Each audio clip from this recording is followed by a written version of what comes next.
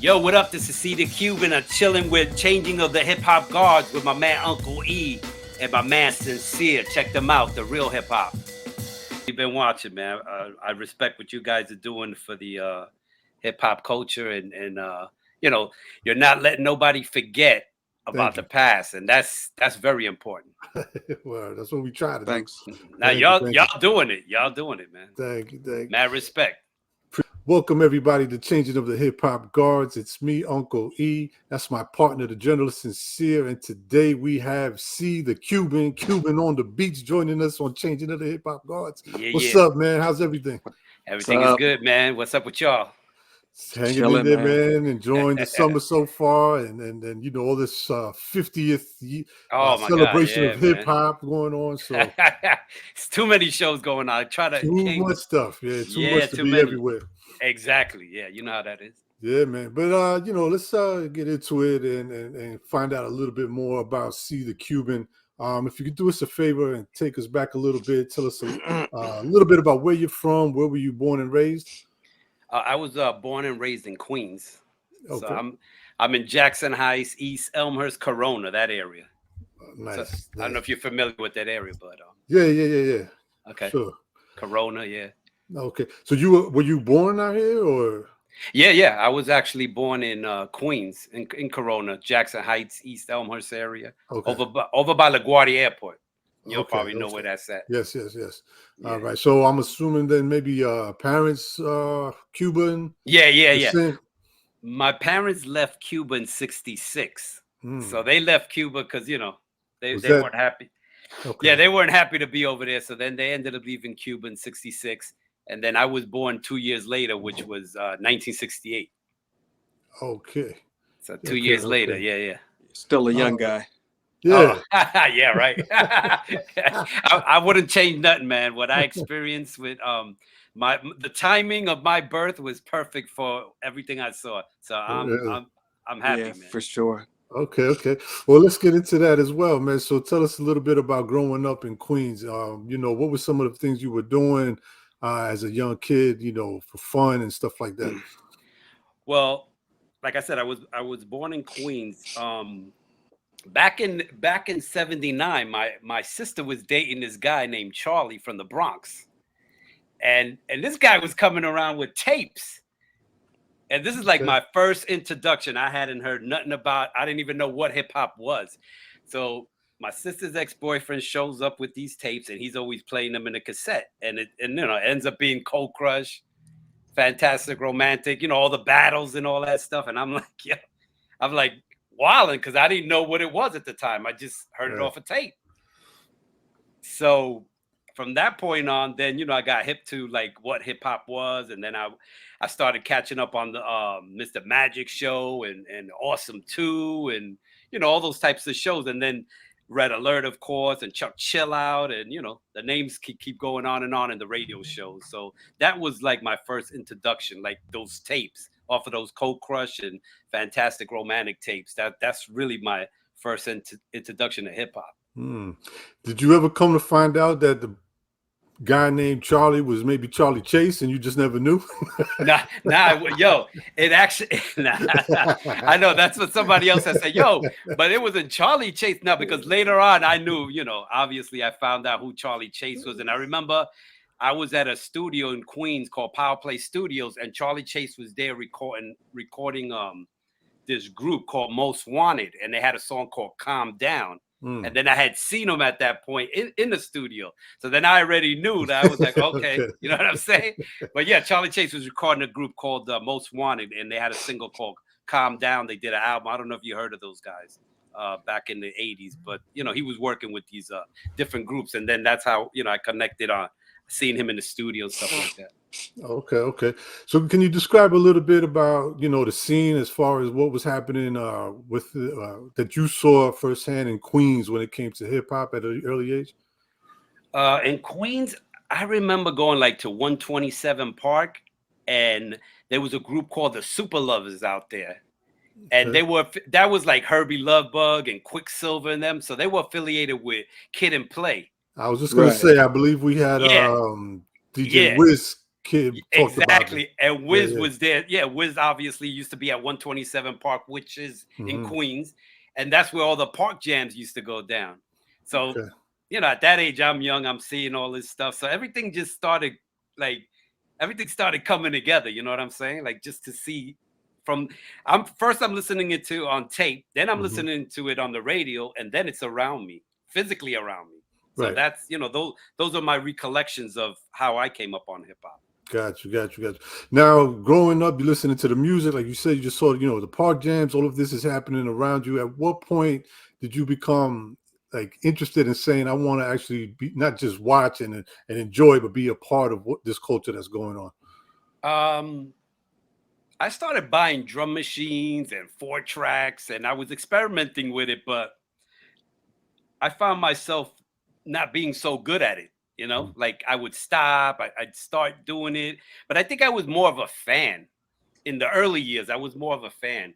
It was just hard to just, like now the technology we have now is totally different. You could get away now being a producer now instead of back then, because back then it was just different. There's no computer.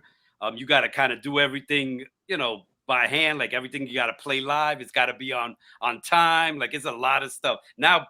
People get away with, it's totally different now. Right. Now, was music the main thing that attracted you when it came to hip hop? Like, were you was graffiti, breakdancing? Was there any other element or anything else that you kind of dabbled in first? Yeah, I used to break dance as well. I used to break. I used to write here and there, but I wasn't really nice with the writing. So I was just more into the hip hop and more of a fan, like I said per se in the beginning. And then I started, getting into break dancing and that type of stuff. Okay. Give us a little bit of a timeline. You say drum machines started coming into play. What year is this? The first time I had gotten an Akai S612 sampler. It was like an 8-bit sample. It's sampled for a few seconds. I want to say that was about 87, 86. So it was a while back. Yeah, I remember getting it at Sam Ash. Yeah. So it was actually before the SB1200 came out, because the SB1200, I want to say, came out like the year after, like 87 or 88. So are you self-taught, or did you have a mentor around the way that was showing you how to work the drum machine? Well, in the beginning, what happened was, before I was actually creating tracks, I was I don't know if you know the VIC, the Mighty VIC. Yeah. Okay, well, me and the Mighty VIC grew up right next to each other. I've known him for over, I want to say 40 years now. Oof, okay. So we used to go digging together. And then about that same time, I want to say, we first started going digging and stuff, that was in the 90s, right? But then we ended up meeting up with Juju and Les. And then we used to go digging with them. And then one thing led to another. And then Vic was teaching Juju how to use the MPC. And then that's when they started working on the EP, Intoxicated Demons. Then they came out with the stage. What was that called? Oh, Street Level. The Street Level album. So I was going to all these sessions. So at the end of the, I was like a sponge at that point, because I wasn't making any beats. I was actually rapping at that time.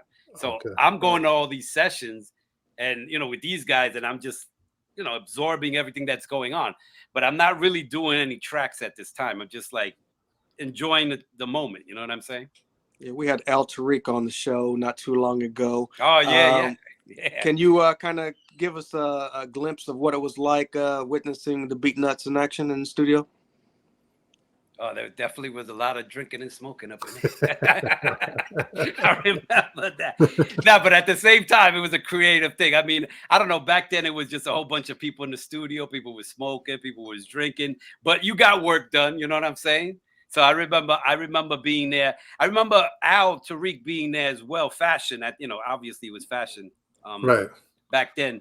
And I remember him being there for a little bit, but then he got locked up and then he was gone for like 2 years or something like that.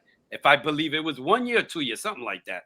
I know he ended up doing some of the stuff, what's that joint that they say, when I'm in New York, that's what I want. Props over here. Props over here. Yeah, I remember here they had done that. They had done the EP and all that stuff. And then after that, he was gone. After that, I didn't see him, Right. Yeah, and that's when they started working on the album. After that whole, when fashion went away. Right. So I'm sorry. No, I was just gonna say. So was that around the time that you really said to yourself, like, I want to really learn how to make beats and get into this? Yeah. That's when I started saying, okay, I gotta, I gotta sit here. But later down, all these years down the line, now that I come to think of it, it was just too many distractions going on back then. As far as just wanting to hang out, drinking and like not being focused on your craft, like really focused on your craft, not doing it a few days a week and then forgetting about it for 2 weeks and then going back. And like when you work like that, you don't really get where you need to go, and it took me many years later to realize that's key. Like you have to work on your craft. You know what I'm saying? You really got to put the work in. Right. Gotcha. Can you think of some of your early placements earlier on? Well, I worked with, I don't know if you guys are familiar with an artist by the name of Nutso. Yeah. Yes, I did a lot of stuff with Nutso before he was even Nutso. His name was Nutrageous. So we were doing a lot of like underground stuff, A lot of our stuff got a lot of love more overseas at that time. Like they just, how overseas is. It's just like, I don't know. It's just crazy. Different. Yeah. Like you get so much love. It's because they don't have access, I think, like we do over here. So when they get it, I think it's times 10 over there. Right. Yeah, they appreciate so much more of what you're doing here than the actual people that are here. So exactly. I mean, yeah. So what I was doing, I was catering to like a lot of the overseas market. I would actually press vinyl and send it to like whoever I knew was a popular DJ in different countries, from anywhere from the UK to Japan, France. I would pack up a vinyl and one sheet and send them all this stuff. And I established a relationship, as far as the email list and stuff like that over the years from doing all that type of stuff. So I wouldn't say at that point I had any type of placements that I could per se. I mean, I just had a lot of like an underground type of buzz. You know what I'm saying? Right. We didn't really have the internet. What was that reaction like, and how did you receive, feedback from your earlier placements with Nutso? Yeah, it was tough because you're right. We didn't have that, so I didn't know. I didn't even know if somebody was playing the record or if it was word of mouth or many years later. I remember we made a few trips to Japan. And I had set up Nutso to do a few shows out in Japan. And when we showed up to the events, those vinyls that I had shipped maybe 4 or 5 years prior, the fans showed up with the vinyl at the show. So that to me was like amazing that they knew he was coming to Japan and they showed up with the vinyl and they wanted him to sign it. And that was a big thing because it's like you said, there was no internet back then, so you really didn't know if people were like, I mean, you'd get some emails that people like, oh yeah, I got the record. but now it's different. You know what I'm saying? People take pictures with it. They'll post it on Instagram, that type of thing. So right. Yeah, so I want to know, if you could tell us how did you even link up with Nutso? But before you tell us that, without really being able to gauge on the response of what was going on with you and him, what made you take a chance of going all the way to Japan to do a show? Like, sometimes people go try to book a show at SOBs and get like 5 people. We've seen it.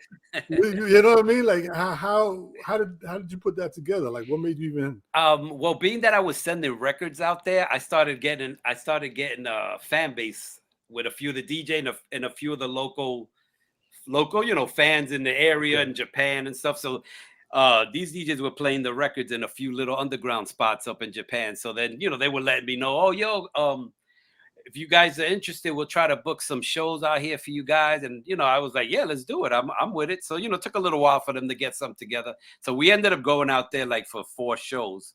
And it was a great experience because it was just different. But, those guys are like, when we got there, those guys know more than you about hip hop. It's like, it's crazy. Right.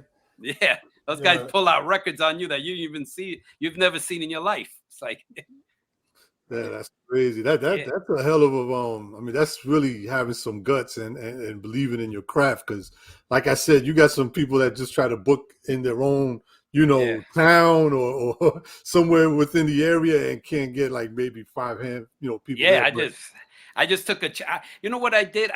The vinyl was my calling card back then. I mean, it wasn't. It was 2001, 2002 is when I was sending a vinyl, and at that point, it was kind of dying out because Serato had come in. Right. So when I was sending these records to these DJs, that kind of was my calling card. So that I guess they said, listen, this guy's shipping this from New York. We're not even paying, because I wasn't even charging them for the vinyl. I just wanted them to get the record so that they could know who we were and at least give us some spins and stuff like that. So I was paying for manufacturing of the record, shipping it, and everything else, and I wasn't making any money off of it. So it was a I thought it was an all lose, right? But at the end of the day, we got our name out there. People know us out there. So nice. it ended up working out. You got to take a risk sometimes. Of course. And so, can you tell us a little bit? How did you and Nutso even link up to begin with?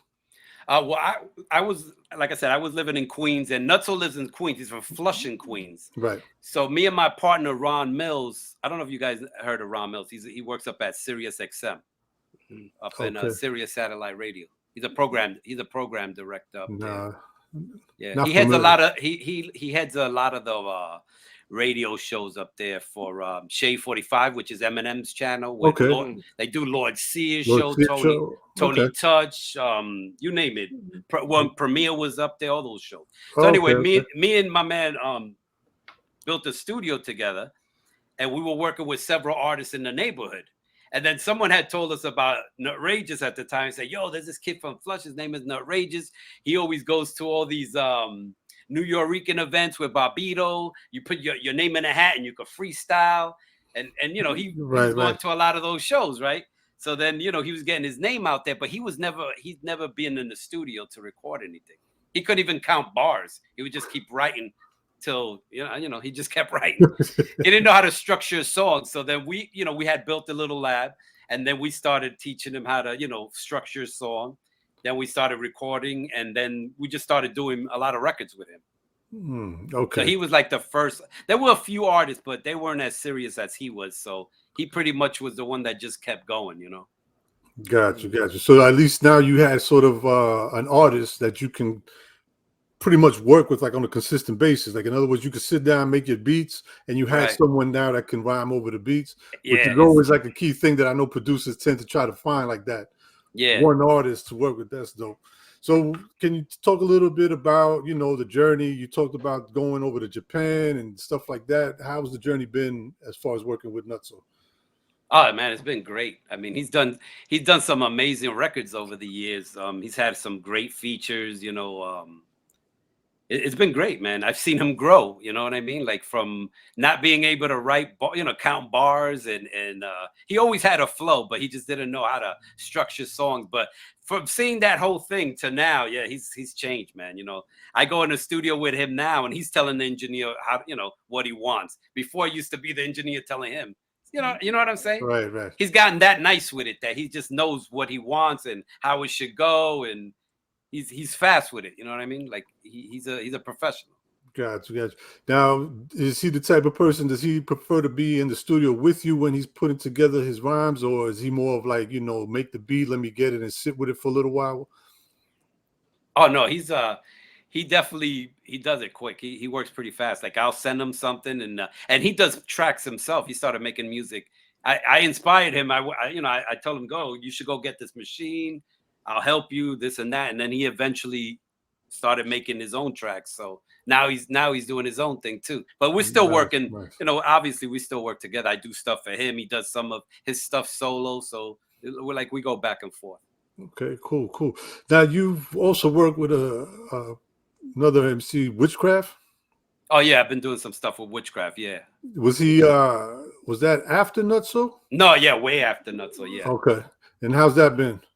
No, that's been great. I mean, his style is a little different. Not everybody will cater to it, but it's a different type of style. And what I like about Whichcraft, he's always working, man. Very serious guy. Like, he says he's gonna do something, he does it. He doesn't sit on beats. You send him a beat, he's calling me, yo, I'm done. When are we gonna record it? You know, he's one of those guys, and I like to work with people like that. You know what I'm saying? Right. Where's he from?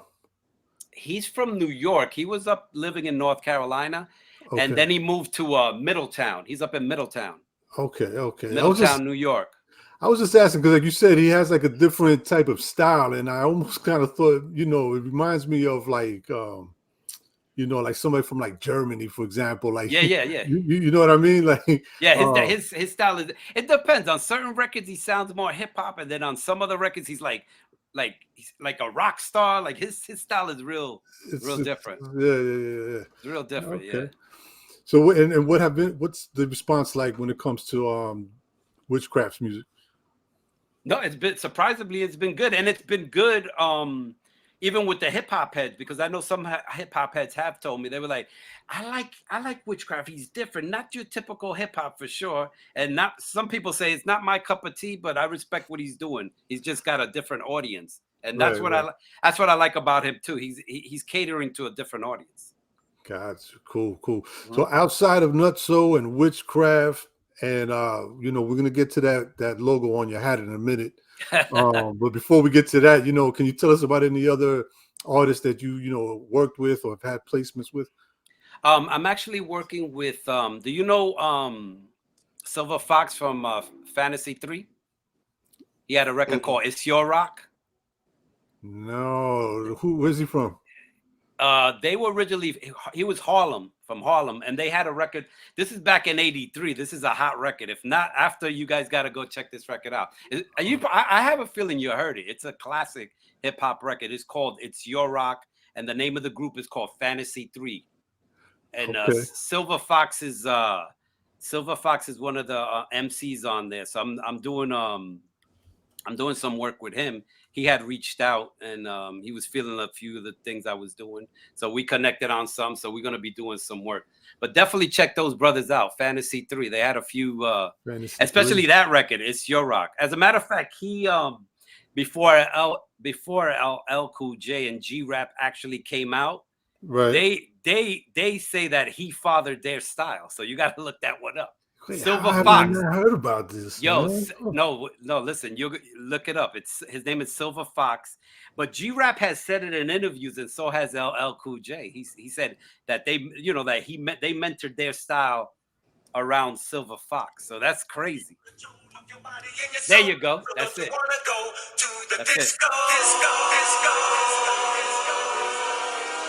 Oh shit! Yeah. I've heard this. I know this song. Classic. Oh man, you crazy? Yeah, of course. Yeah, that record is. Damn, I feel. I shouldn't be doing this show right now, man. Nah, yo, that record came out in '83, man. I remember this song very well. Yeah. Oh. Yeah, so I reached out to. He reached out, and we working on some stuff. You know what I mean? Like, it's gonna be dope. My joint, man. Yeah. And like I said, they say he's fathered LL Cool J and G-Rap style. That's crazy. I wasn't aware. I think I just couldn't remember the name. Nah, yeah, it's probably by the name. Fantasy 3. Well, the Silverfox I definitely didn't remember, but Fantasy. Okay. Yeah. Oh, you just took me back, bro. Cool. So you're working with. Silverfox, one of the members. Yeah, he's still doing his thing. Yeah, really doing his thing. Yeah. Nice. So, matter of fact, now that you mentioned that, I'm glad you kind of touched on that, because I wanted to ask you, how do you feel about artists, for example, that came out, whether it was the 80s or 90s, that are still trying or putting out music these days? Like, do you find it that they find it hard to sort of adapt or kind of find their way? You know what I mean? Because some had a certain style. Like, let's say like Fantasy 3, like that's a style that you can definitely identify with the 80s. You know yeah, definitely. But now you have somebody like him coming out now. Right. How is it working? You know, how is that experience? Well, I think now, to be honest with you, it couldn't be a better time. And the reason I say that is because now with this whole 50th anniversary thing, there's so many shows, and a lot of that old music is still getting played at, they're doing a whole bunch of shows all over the world for the 50th anniversary. So I think if it's going to be there's not a better time right now. So if you got to get on this boat, if you're going to get on this boat, Because if you don't get on this boat, I don't know what's gonna happen after. But Right, I right. like it because it challenges me to do something modern, but then at the same time, you know, I listen to what the direction they're going with their rhymes, and then, you know, we mesh something that, you know, we meet halfway, and it could just be something that is different at the end of the day. You know, so Right, it's fun. It's a it's a challenge. So I like the challenge. You know what I mean? Okay, because me and Sincere talk about this a lot when it comes to like some of our even some of our favorite artists that were from like either the 80s or even early 90s. Right. That it seems like they struggle with finding their niche. yeah, I don't Right, know like, how to explain, right? Like yeah. finding their place. Like sometimes they just sound dated, you know what I mean? Or No, like they yeah, just yeah. can't find their. So I was just wondering how that experience was for you. But that's cool, man. That's really people, dope, man. I look forward to hearing what you got going on with him. Oh no, definitely. I'll definitely keep you guys in the loop for sure. Talk a little bit about meeting Chadio.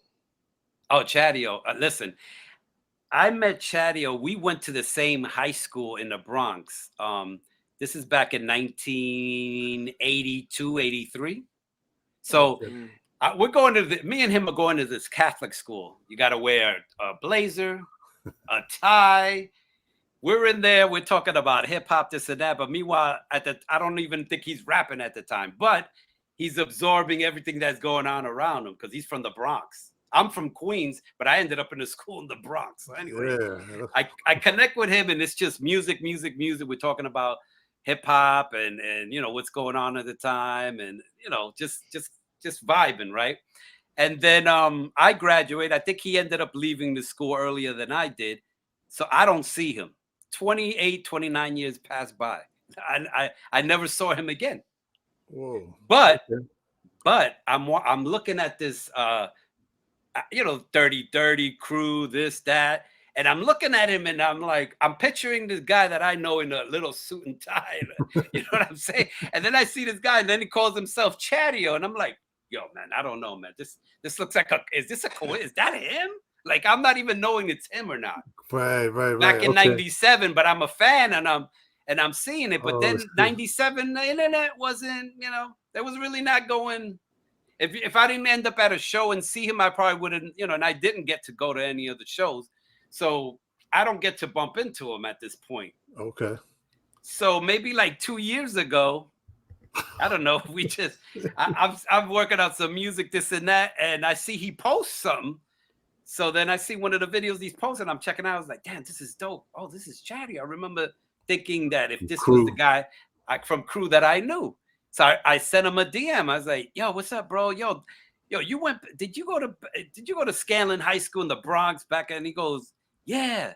And then I said, I don't know if you remember me. He goes, yeah, I remember you. And then we just started talking, you know. Yeah, so that's wild. Yeah, it was, man, because I hadn't seen him in years. And if it wasn't for the music, I probably wouldn't have connected with him again, to be honest with you. Right. If he wasn't doing music, you know, I don't think we would have connected, just because you know how it is. Yeah. Can you talk a little bit about your earlier discussions with him and how you guys linked up to make music? Actually, I didn't really think we were going to be working on an album, to be honest with you, just because I just wasn't thinking that we were going to do an album. So I just started working on some tracks, and he was hitting me up like, yo, send me that. He kept telling me to send him a track. So I said, all right. So I sent him that track. Then, you know, I constantly post a lot. I'm like, I create every day. Like, I'm always working. I post a lot, as you know, music. And he just kept hitting me up like, yo, send me that one. Next thing you know, I sent him like 15 tracks. So I'm thinking, he's probably gonna pick the best ones, and we, you know, maybe one or two, and that's it. Next thing I know, he wrote like 10 tracks. I was like, oh shit, I guess. And they all sounded really good. So I was like, you know, we decided that we're going to put out an album. So that's what we had. This Saturday that passed, we were laying down some of the tracks. So we already started. We have a few tracks in mixing now. So it's coming together. Yeah, that's crazy. How does that feel for you, man? You know, oh man, it's amazing. The whole journey from high school to not seeing them to coming out with a Crew, and you're like, yo, and then now you got an album coming out with them. Yo, it's crazy, and that don't happen, man. Because usually, mostly some artists don't want to work with the same producer on a whole project. They want like different. They want this guy to produce it or that other guy to produce it. But it just kind of it came together, and it didn't. And he said, you know, in his opinion, he was telling me that I like it because nothing definitely doesn't sound the same. It's like different. You know what I mean? So it's just, I don't know. I really want to say it was his call. I just kept working. The one thing about me, I was persistent as far as creating tracks. I just kept working and working because I almost feel like you're not, you know, you just got to keep at it. You know, you're just as good as your last track. You know what I'm saying? Like people forget really quick. So I try to get ahead of myself and try to have so much work that, you know, at some point I'm like, oh my God, I did so much. Things are starting to, you know, everything's starting to come together. You know what I'm saying? So right. Yeah, that's what I was trying to do. So yeah, it's working out really good, man. I'm happy. Cool. Now you and Chadio, you guys got Mr. Sinister on there as well? Or is that what happened was we did a track. Mr. Sinister got an album coming out on Fat Beats. Right. And we actually did a track for it, and then Sinister did the cuts on it. Okay. So on that project that Sinister's doing for Fat Beats, we have a single on the album, and then he did the cuts. So on that particular, on this album, we're not done recording yet. So there's a track or two that needs some cuts. So I'm gonna have Sinister do something on it. Nice. So he's definitely gonna be involved. Yeah. Cool. Yeah. Are you able to talk a little bit about the album as far as, you know, any features or anything like that? Which album? Chadio. No, there's no features, man. No features. Not one feature. Not one. Because I just said nice like that, but it is nice actually to be able to get it like one artist and just one producer and it just he never brought it up. Obviously, he just said, "Yo, I don't." He almost wanted to call it no features or something like that.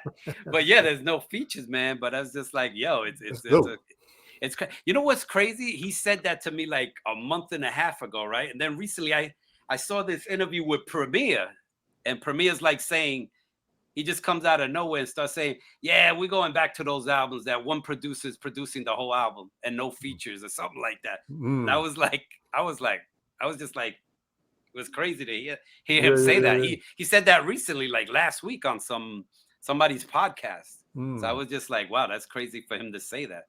That we're going, like he said, we're going back to. I'm like, yeah, that's crazy. Yeah. I mean, you know, I don't mind. You know, features are a feature. You know what I'm saying? But yeah. I mean, it could be dope, cool, you know? man. But I think sometimes I miss sometimes being able to just kind of hear the artists that you like and you know what I mean, and them rocking. I mean, there's nothing wrong with a feature here and there sometimes, you know, but I think especially for like Chadio, like, because I know he put out one album recently, and then we had him on our show, and he was talking about that's a dope album with Tali, Tali. Right. Dope album, yeah. And he mentioned the one you and him are working on, and I have a feeling that the other one, if I'm not mistaken, he was saying not that it was an experimental, but it was a little different, you know what I mean? And then he was saying how this is going to be that boom bap that everybody knows. So I'm really curious, man. I was always a fan of Chadio from the Crew times and all of that. So I'm really looking forward to you and Chadio's project coming out. Nah, I appreciate it, man. Yeah, so am I. I'm excited. It's going to be a good one for sure. How close are you guys to wrapping that up, and when can we expect that project? We actually mixed 3 of the songs, so we got another 6-7 songs to go. So we're supposed to go in 2 weeks, and then after that, it's probably going to take another 2 months.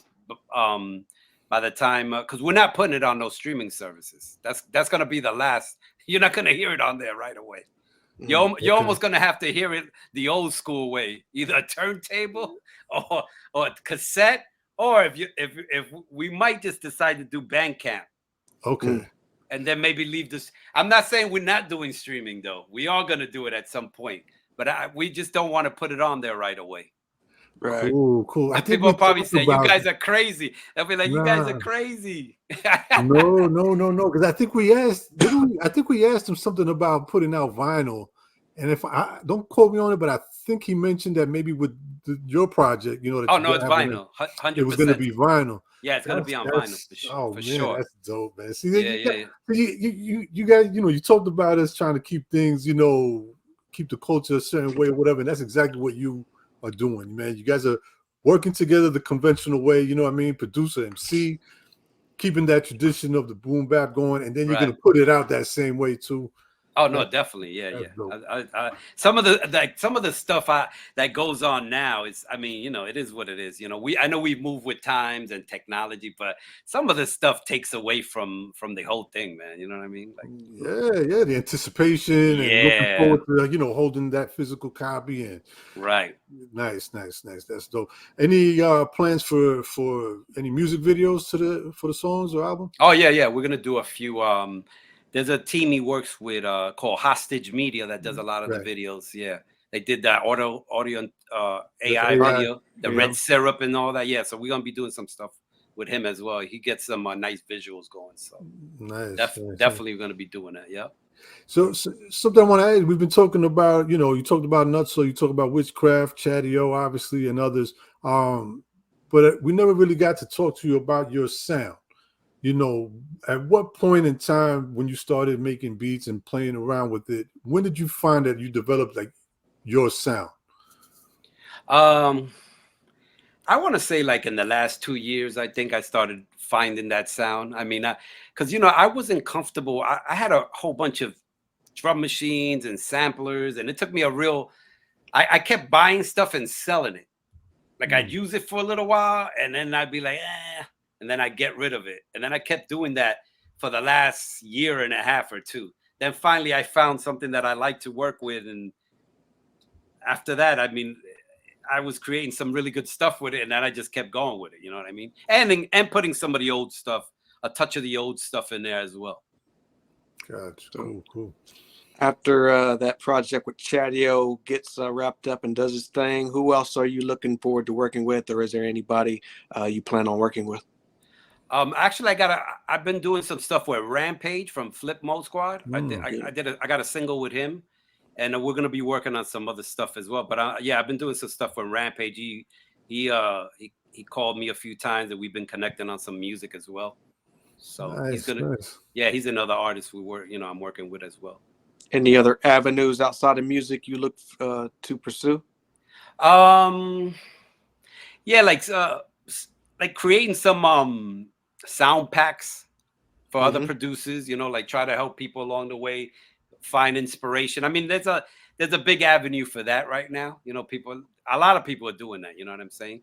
But people had reached out to me about sounds and what I'm using. Like it's crazy because when you start doing stuff, people reach out to you to try to almost like see what your secret recipe is for what you do or something, And I don't feel I'm doing anything special. The only thing I'm doing is being consistent with it. And that I try to tell these guys that's key. I know it's hard for everybody to be consistent. It's not easy. Sometimes you almost got to drop everything around you to do what to be good at, what you love to do. Right. And sometimes it's hard with family and it's hard to do that. But somehow you find a way and you still do it. It's not easy though.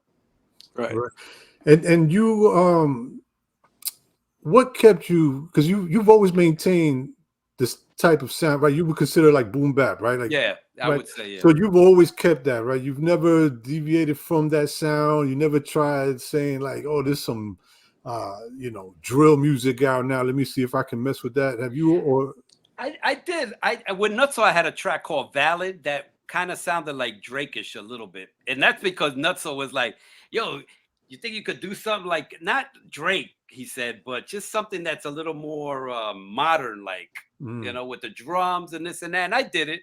And it sounded pretty good at the end of the day, but like my heart wasn't really in it. You know what I'm saying? Right. So I kind of haven't gone back there and touched on that. You know what I'm saying? Nutso doesn't come across as someone that would want a track like that.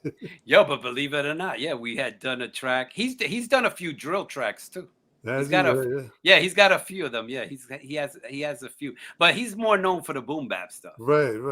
At the end of the day, you know what I'm saying? Yeah. Like, so yeah, I mean, there's nothing wrong with, you know, look, an artist sometimes as an artist that you want to try and play around with things. Oh yeah, You see, I mean, there's nothing wrong with it, but I just never saw, you know, when you watch him like his videos and when he posts stuff, like he looks like he's a comedian though. No, he is. He is. He's always he is like a comedian. He's always joking around and stuff like that. So, He's cool, man. Yeah, I know we had talked originally about trying to have you and him on at the same time originally. Right. Yeah, I remember. Hopefully, you know, we can make that happen one day too. Oh no, for sure. You know, and then we can have you and Chadio on as well to talk about that album, and then you and Rampage. We could. We for you sure. Guys busy over here, man. That's good. That's good. Yeah, man. We trying. Yeah, man. Trying to do it. Yeah. Dope. Is there any artists you're listening to these days? There's a few. Yeah, 38 Special. Who else is out there that's dope? RG Payne. Mm-hmm. He's dope. But then I get stuck listening to a lot of old stuff. Like I'm always like, this type of stuff. There we go. Oh, look at that. You know, Road to the Riches.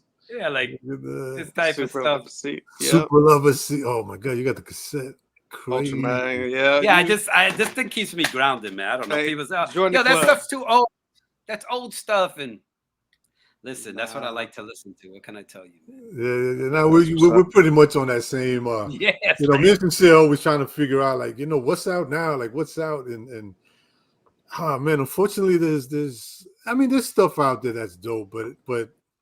It's for the moment. It's right. It's kind of for the moment, and then it like disappears right away.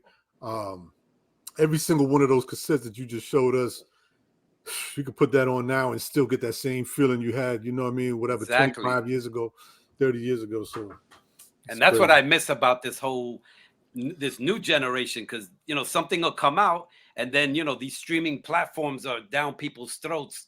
You know, and people are continuously putting out projects. They haven't even heard your last project. It's like, come on. It's like moving way too fast, man. Like, that's crazy. But I mean, I know we're in different times. I'm not complaining about it, but don't expect me to do it how you're doing it. Right. I really don't. Right. I don't care what anybody else is doing. I really don't care. Right. So what are you doing these days? Like, it seems that almost a lot of the work that you've been doing or you know, placements with some of these artists have come organically, like between either you know, being at the right place, the right time, or making some kind of contact. But are you doing anything as far as to really promote yourself and really put a, you know, push, say, you know, see the Cuban, I'm a producer, I make beats, or do you just kind of go with the flow? Yeah, I pretty much been going with the flow. My biggest thing has been the Instagram thing, believe it or not, just posting on there consistently. A lot of people I have met. All the people that I mentioned I met through that way. Like, are you guys familiar with Dennis Kelman? Does that ring a bell? I'm doing some work with him too. Where's he from? He's from Queens, from Corona as well. Dennis Kelman, okay. Yeah. DK. His name is DK. You probably, if you didn't, he's doing some stuff with Large Pro. He's been in the studio with Large Pro, and what's the guy's name from? Rockwilder as well. And he's done. And I got a few tracks that I've been doing with him as well. So he's been working with a few guys. He's pretty dope. Yeah. Just wanted to mention him.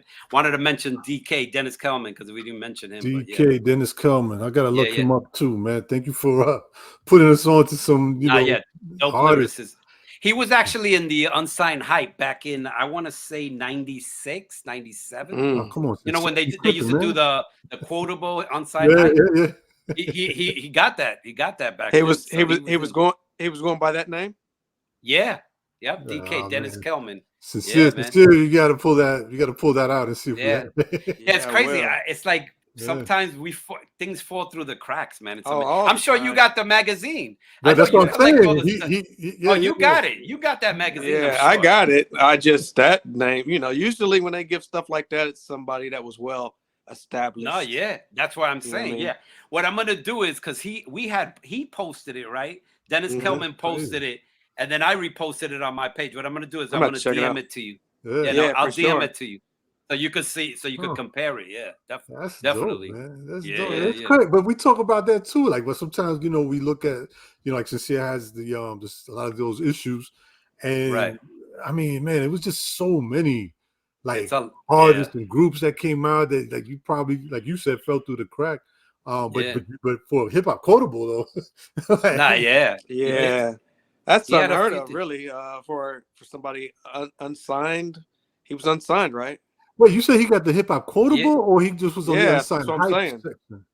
Yeah, I think when they did the unsigned hype thing, did they do it was two things, right? It was a quotable and an unsigned. That's why I gotta go back and look, because as soon as I saw it, I thought it might have been that, but it could be that it was It might be an the unsigned hype, maybe. Okay. Yeah, it could be. It could be. That's right, because they used to do both, right? They did, they had one strip was the quotables, and then they had that's like what it is. I'm gonna go. I have it. I'm gonna check it. It's either a quotable or an unsigned. Yeah, it has to be. You know why? It has to be an unsigned hype, because if he wasn't signed, then what? He wouldn't have gotten a quotable. No, I think that was unheard of. Like I said, yeah. So it's got to be an unsigned. But I mean, either way, just to be acknowledged at that time by the source, and get placed in unsigned hype, he had to be making some noise. No, yeah, he was a dope MC. I think at one point, Def Jam and them was trying to get him on, or something was going on, but I don't know what ended up happening that it didn't go through. But they had some interest in him as well at the time back then. Yeah, so that's probably